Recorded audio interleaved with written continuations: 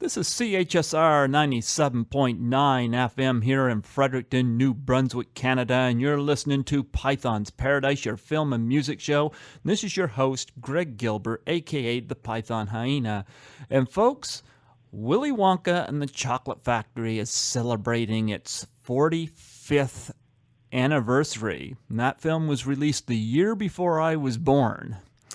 And I had the pleasure of seeing that film on the big screen this year as part of the family favorite classics. And I have the honor and pleasure of having the quote-unquote bad egg on the phone with me, the lovely and talented Julie Dong Cole. How you doing, Julie? I'm very well, thank you. How are you? I'm doing fine. Have you ever been out this way before? Do you know, I have been fortunate enough to travel to many, many countries. I think I've actually worked in something like 33, but I've never visited Canada, and it's on my list. Well, I'm part of a little place in Canada called New Brunswick, the province of New Brunswick, and it's rarely ever heard. It's about the closest we have for celebrities is in Halifax, Nova Scotia, the Trailer Park Boys. I'm not sure if you've heard of them. No, I'm afraid I haven't. Well, they're on their 11th season here, so and their first of 3 movies was produced by Ivan Reitman, and Right. yeah. But Well, no, I will get there at some point. I have the thing that I most want to do is I want to go kayaking, around the sort of the west coast area somewhere or other, and I've long wanted to do that, so I need to do that before I get too old. Well, as I said, I saw Willy Wonka and the Chocolate Factory I saw it theatrically earlier this year as part of a Family Favorites program. And I'd seen it before, but this was the first time seeing it with an audience. And I'm going to tell you that film still holds up and still looks gorgeous. It's quite funny because I've just come back from a little tour of America that I tend to do once a year with my peer, if you like, my friend, Paris Beman, who played Mike TV. So we do a little movie circuit tour, mostly around Texas, but right across one side of America to the other. So seeing all sorts of audiences and all generations, but seeing it in the movie theatre with people all enjoying it as it was meant to be. It's quite different to seeing it on the TV screen, which is how most people have seen it. Yeah, and it's unfortunate we had lost the great and talented and very funny Gene Wilder while you were gone. Yeah, and that was, hugely sad. I heard the news like everybody else, and I didn't know he was ill. I mean, we knew he was older, as are we all, but it's hugely sad. For me, it's losing a member of the family. But let alone that, it's what a talent we've lost as well. I know he hasn't acted for some time, but it still feels like the end of an era somewhat. Mel Brooks once said in the commentary track to Young Frankenstein, of course, after Willy Wonka, like before that, he had done The Producers, and then after Willy Wonka, he did Blazing Saddles and Young Frankenstein for Mel Brooks. And Mel Brooks had said how he did not get an Academy Award nomination for Best Actor for Young Frankenstein. He'll never figure that out. And I agree. In Young Frankenstein, he should have been nominated for an Oscar. Definitely. Yeah. Definitely. It's one of the funniest films ever, yeah. Well, yeah, but, he also played this memorizing, towering character, Willy Wonka. And first coming out there, and I guess there's a story behind him doing that little flip that he does. Yep. In fact, for those of you that are on Twitter, I tweeted my copy of that page of the script because it's been asked many times. We've heard the story that was, Gene Wilder's invention, and I have that bit of the script to prove it. that, in the script it says, Willy Wonka comes out of the factory doors skipping merrily down the carpet or something like that. Words to that effect anyway, but for those of you that tweet, I'm real Veruca Salt. But yes, it's quite interesting to see how much of that was Gene's invention, creativity. And also to bear in mind, I think the film is something like 1 hour, 47 minutes long, something like that. Willy Wonka doesn't appear until after a good 45 minutes of the movie. And yet if you say Willy Wonka and the Chocolate Factory someday, then the image that you see is Gene Wilder in the purple coat with the top hat and the cane and everything. He's only in 50% of the movie. Yeah. What was your impression upon first meeting him? Well, when I first met him, and I know what my impression was because I actually wrote letters home to my mum and she kept them, and I've just looked at them recently. And my first impression was because, like everybody else, I'd read the book and I was familiar with the Quentin Blake illustrations, and they describe him as a little sprightly man with a goatee beard, with sort of dark hair, plum trousers or plum velvet coat. I can't remember which way around it was.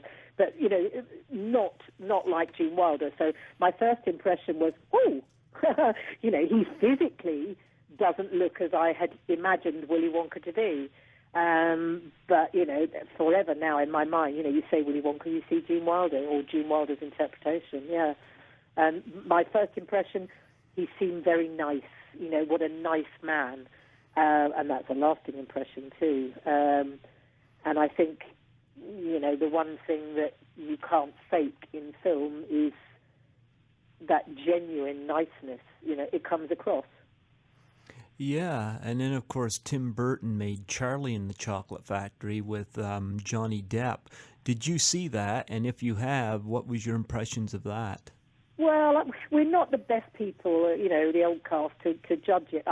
What I want to say is I wanted to like it more than I did. There were some good parts, and then there were some things that I didn't like as much. For me, I felt that they were missing the heart and the relationship between Willy Wonka and Charlie. Yeah. When you see Gene Wilder hug Peter Ostrom at the end and say, "My boy," I've watched that, I don't know how many times over the last couple of weeks because I've been doing a movie tour, but every night I watch that, and that wonderful hug that he gives him brings a tear to my eye every time. Well, how did you get the part in Willy Wonka? Just a standard audition? It was a cattle call. I was at London Theatre School. They came to England to audition for Veruca Salt, and that was it. It was, you, not you, you're too tall, you're too short, whatever, and, whittled down and recalled several times until it was eventually, myself and I'm not sure how many others, a few others, I think, but at that point. But yeah, certainly all the London theatre schools. So I know there were a lot of girls up for Veruca Salt. Yeah, and of course you played the spoiled girl who wanted the golden egg, and you sang that. I want it now. And you sang that wonderful number, "I Want It Now." And when I listened to you sing that, that was when, because I've been doing these podcast interviews for almost 2 years now, and when I saw you sing that, I was like, I made a note in my mind. I want to see if I can contact this woman. Oh, yeah, and I was so happy to reach out. And I got you on Twitter and to have you on here. What an honor! But you made an impression on me when you were singing the song.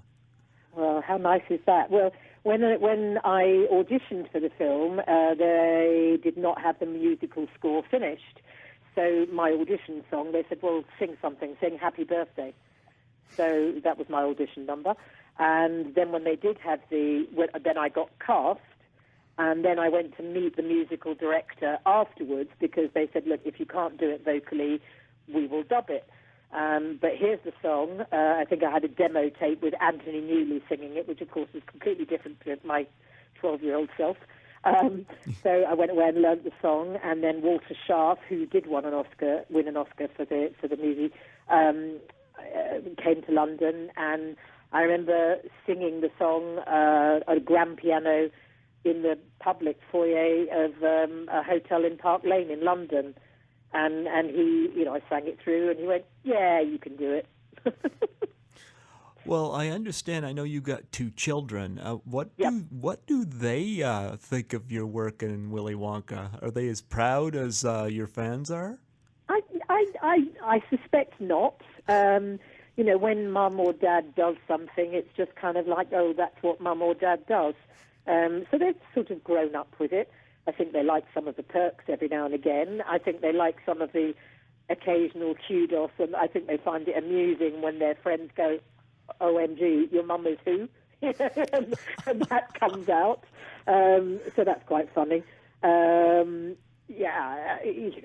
just, it's another day at the office, isn't it? That's what your parents do. I don't know. One day I'll sit down and ask them properly and say, "Will you give me a quote?" Because I'm always asked. Do you have any? Do you have a stash of golden eggs? Sorry, that's my dog barking. Thank you.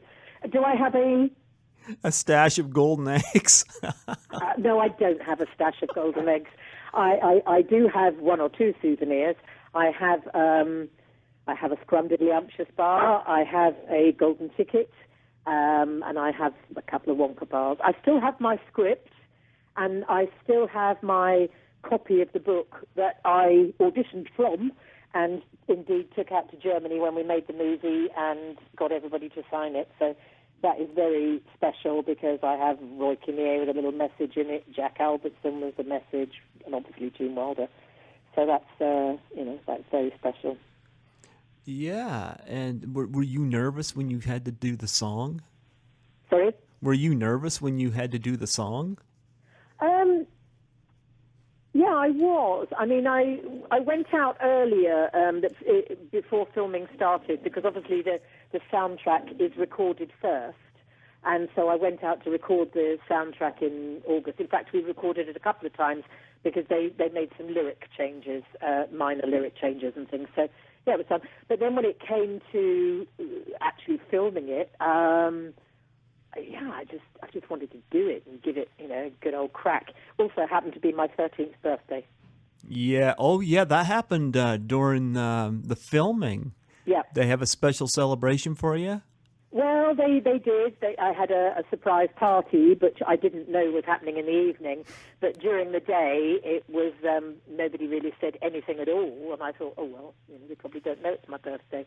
Being very polite British, we don't draw attention to ourselves. And then I was sitting with Denise, who played Violet Beauregard, in another makeup room somewhere else. They deliberately put us out the way while they brought in a cake, and I was told by the assistant director, Julie, come back quickly, Mel is looking for you, he's really cross. So I ran, Mel was the director, and I ran back into the studio to find it in pitch darkness, but with a birthday cake and candles on it and everything, so... Yeah, and of course Mel Stewart directed the film.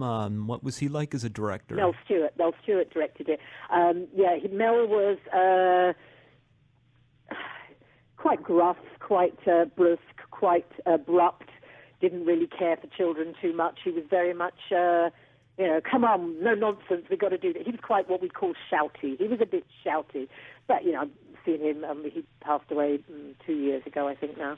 And I've seen him since, and it was lovely to see him again. And he hadn't changed, and we hadn't changed. Diana Soul, who plays Mrs. Bucket, was also at that particular reunion that we had in New York. And Mel started barking out orders. Julie, you stand here. Denise, you stand here. Peter, where are you? Peter, what are you doing? And we all sort of jumped to attention. And the next morning, Diana Soul, Mrs. Bucket, said, I don't know why we're all so nervous. He can't fire us now. Yeah. And, of course, Roy Kinnear played your dad, who was so nervous about making you happy. Yeah. Happiness is what counts. Happiness and harmony. But Roy was such a lovely man, and I think each parent kind of, adopted their child, as it were, so he became like my father. But also, I think I got maybe a little bit more attention from him than perhaps the others because I didn't have any family with me. The other kids all had family as their chaperones, but I didn't. I had a tutor stroke chaperone, so I had no family there. So, for the first time in my life, I was away from home, age 12, on a movie set. So, I think there was a little bit of kind of like, I suppose they felt sorry for me. Well, that must have been a little hard, but, I mean, you did get a great movie out of that. Yeah, as kids, you just get on and you do it. I wouldn't let my children do that, age 12, go away for 3 months on their own, but hey, that's life. What did your parents think of the movie? Well, I only had my mum. My mum, I know, was hugely proud.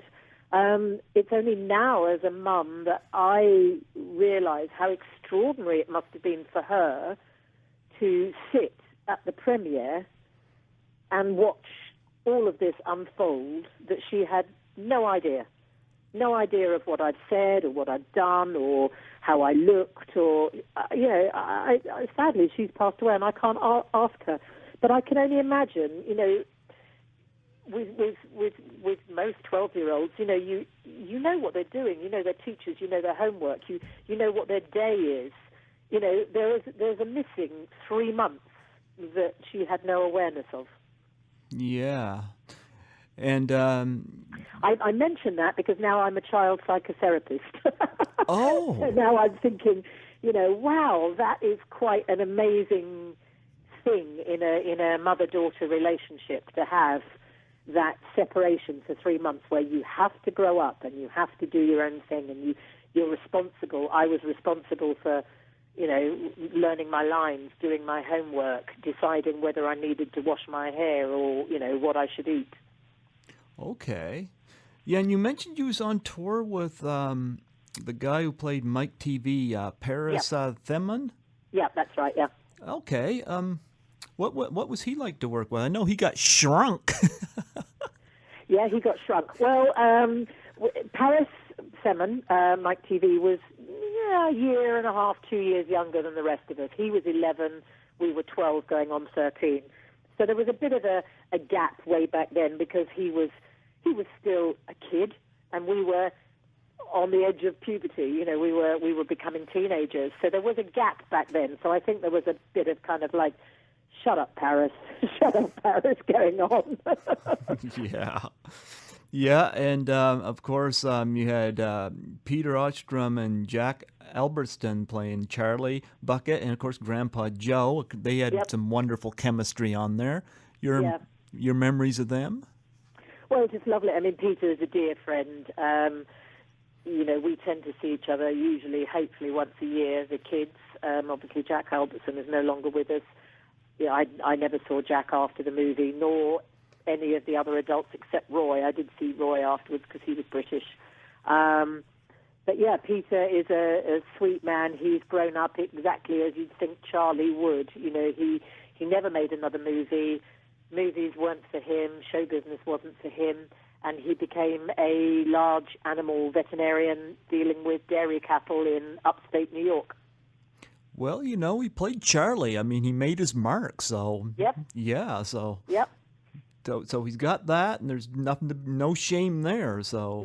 Nope, and he after that, I think with the proceeds of the movie, I think he bought himself a horse or something, I can't remember, and I know he was very involved with horses. There was a point when he auditioned for Equus on Broadway, I think. He didn't get it. Had he got it, maybe it would have been different. And, of course, Michael Bullner is... Bullner, Michael Bullner. He's a tax accountant in Munich, Germany, and he had no idea of the success of the film. It was not, I don't know if it was released in Germany, but it certainly wasn't known or a success in Germany, so he had no idea of the extent of it. I guess he doesn't look at chocolate the same way anymore, huh? I don't think so. I think now that he is older, he does like the German beer. Yeah, he was the one that ended up in that chocolate river there. And yeah. Yeah. He's very sweet. Whenever we do conventions, he invariably turns up in his lederhosen with his Tyrolean hat with the feather in the side. Denise Nickerson played Viola, who ended up becoming a blueberry of sorts. She did, and she's now in Denver, Colorado. She's retired. She's got one son. She lives in Denver. She doesn't go to those conventions, get rolled out there. She doesn't get rolled out too often. She's not the greatest of health these days. Oh, I'm sorry to hear it's that. A great shame, but I saw her only 2 weeks ago. We are very close to each other. We used to call each other sis back then, so we still say, "Hi, sis, how are you?" Well, no, it's sad to hear their health's not good. But again, not great, but made a really good impression in that movie, and a lot of memorable moments, but one thing that really tied down to me is the fact that when Charlie got accepted by Willy Wonka, in the end of the film there, it's the reasons why Charlie was accepted, and and I enjoyed that part of the film. It's about people owning up, because he and his grandfather did break one of the rules, but Of course they did. We always laugh about that because Mike TV, Paris says to me, well, hey, I should have won because they bumped around on the ceiling.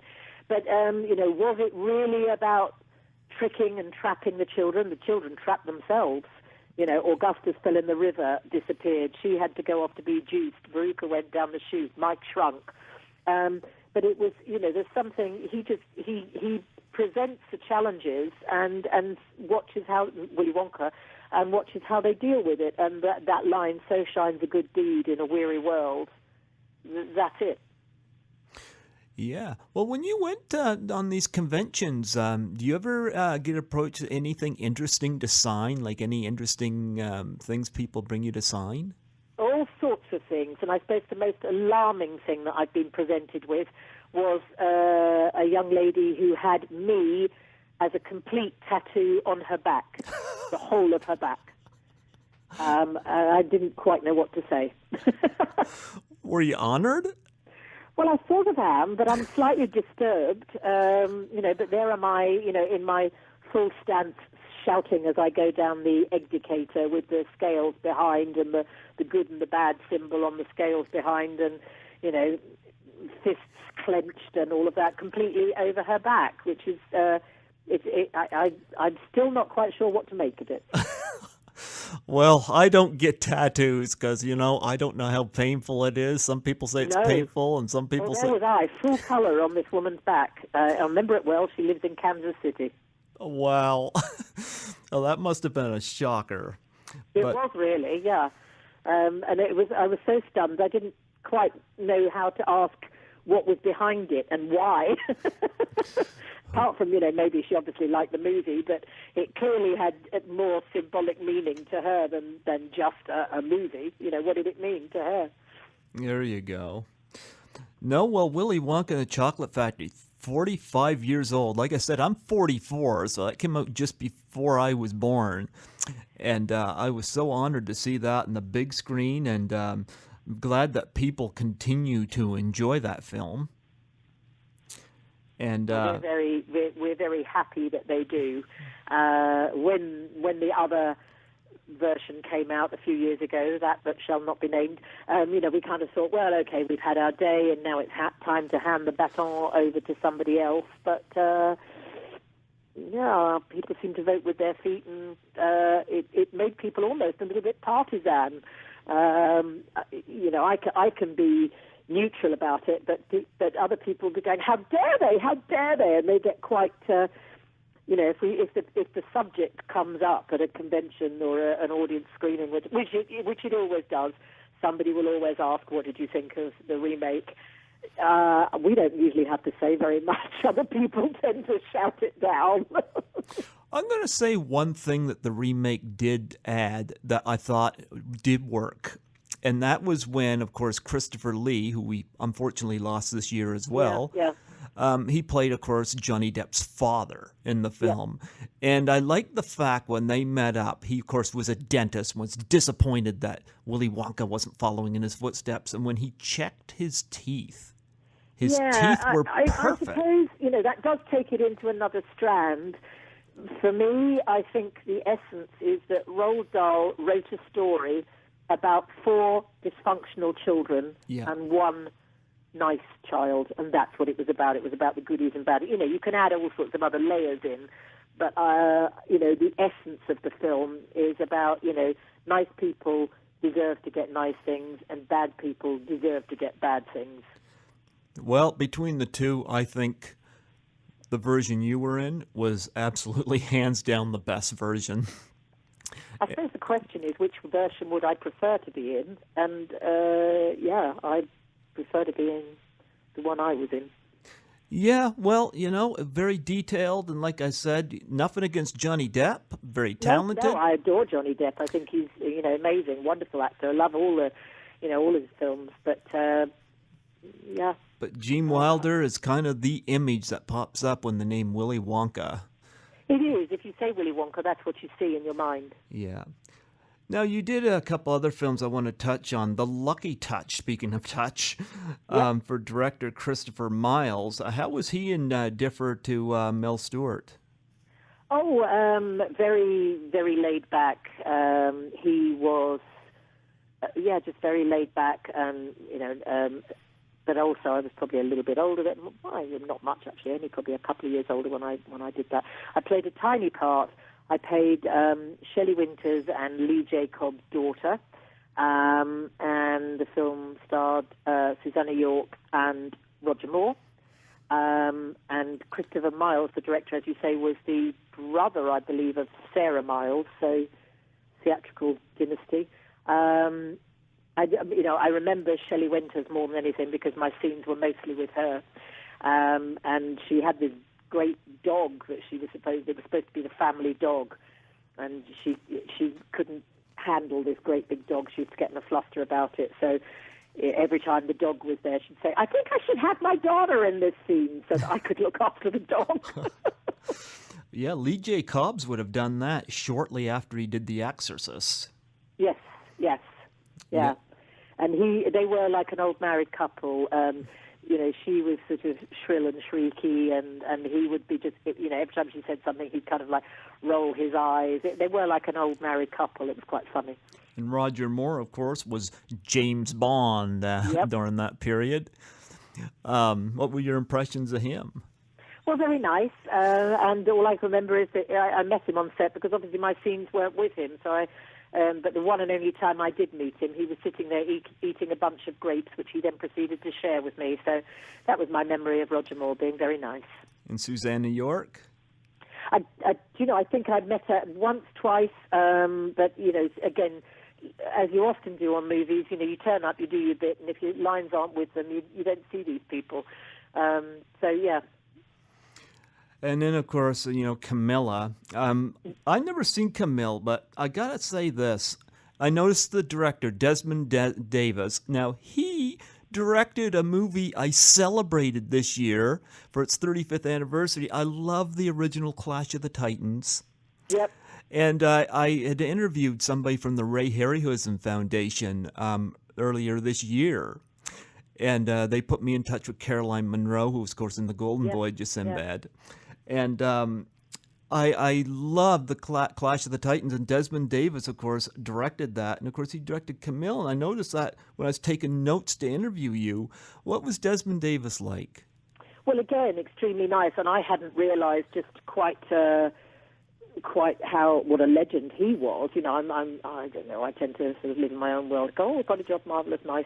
But, there is a Desmond Davis BAFTA award that's, named after him.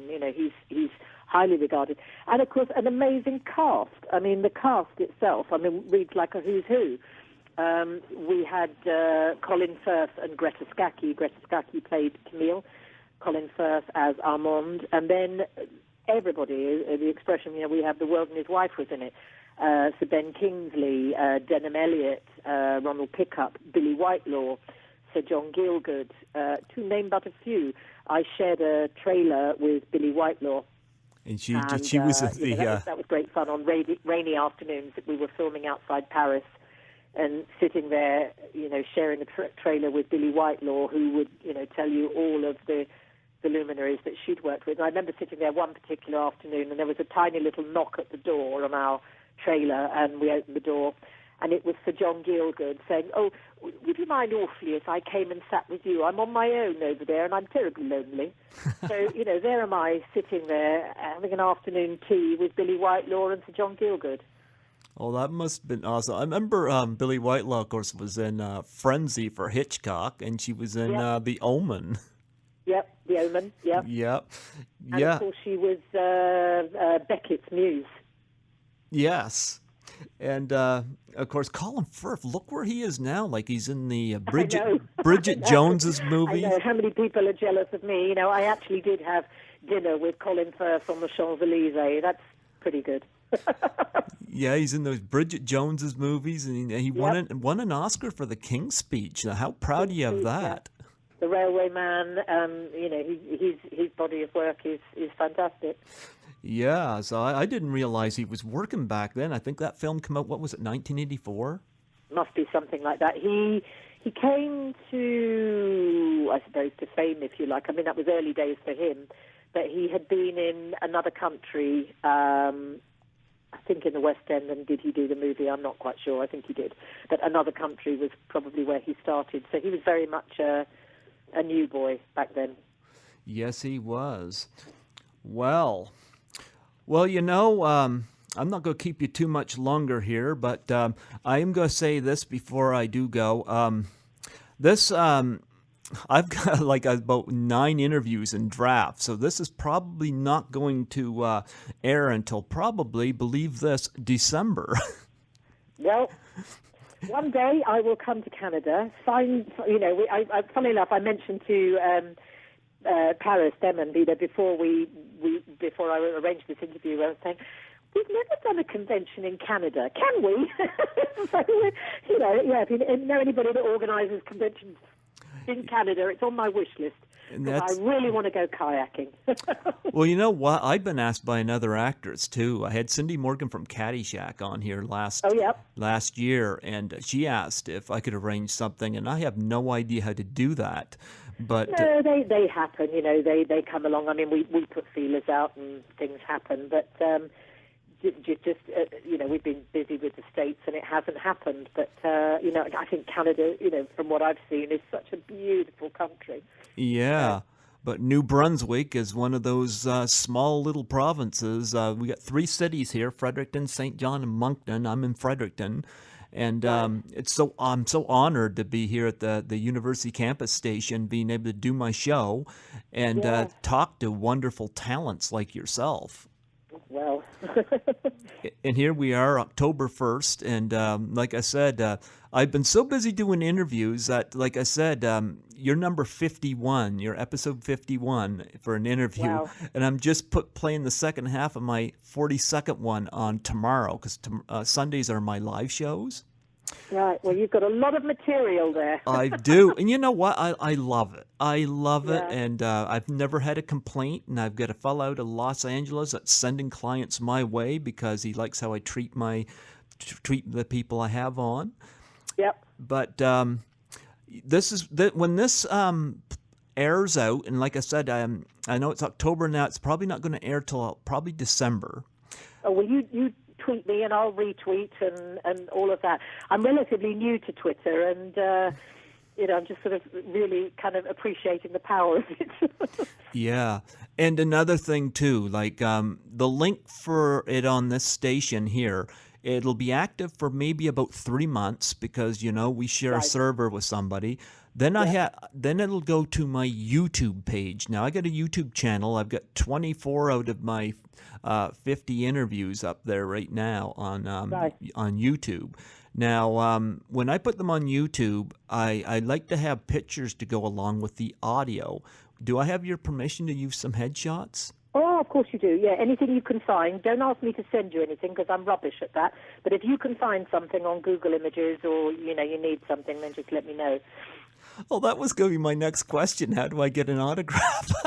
That is, oh God, that's always slightly more complicated in that, I have to physically go and find something. I don't have anything per se, but who does? Paris Demon has, but he does sell them on his website.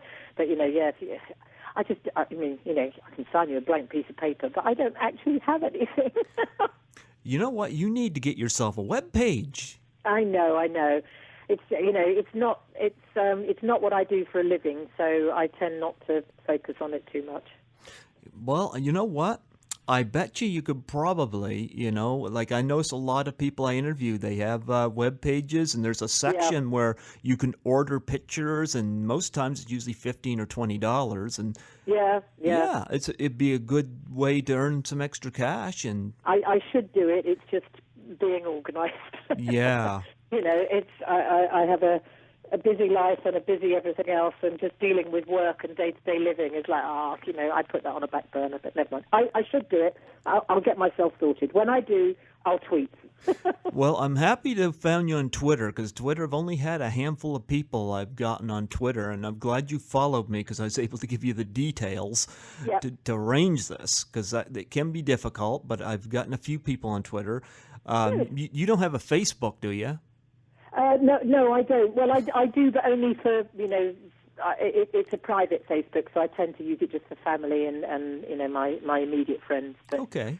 No, that's no problem, because usually Facebook, it's easier to message people, but I'm really happy that you followed me, so it enabled me to go beyond 140 characters to give you the details. No problem. Yeah, so it was such an honor.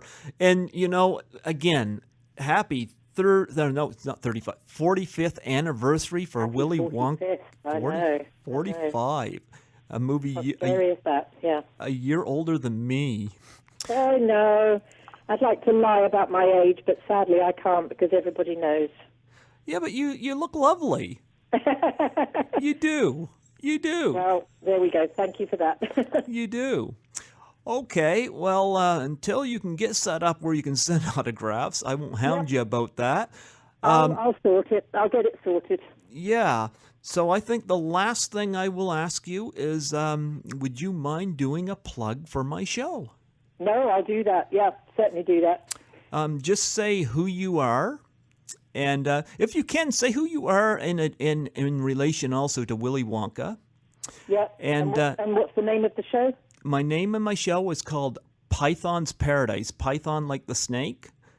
All right, Python's Paradise. Python's Paradise. And my name is, of course, Greg Gilbert. So just say your name, your relation to the film, and say you're listening to Python's Paradise with Greg Gilbert. Yep. Okay?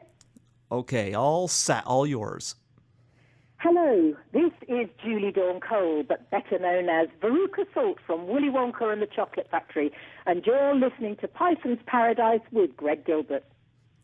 Thank you so much. Julie, I'm sorry I kept you as long as I did, but That's all right. I feel blessed just talking to you. What an honor. Thank you. Thanks, Greg. And as far as I'm concerned, you're the good egg. All right, well, we'll leave it on that happy note. I'll leave you in your delusional fool's paradise. God bless you, Julie, and thank you so much. Thanks, Greg. Thank you. Yes, Bye. I'll keep in touch on Twitter. Okay, bye-bye. Bye-bye. Bye. Yep.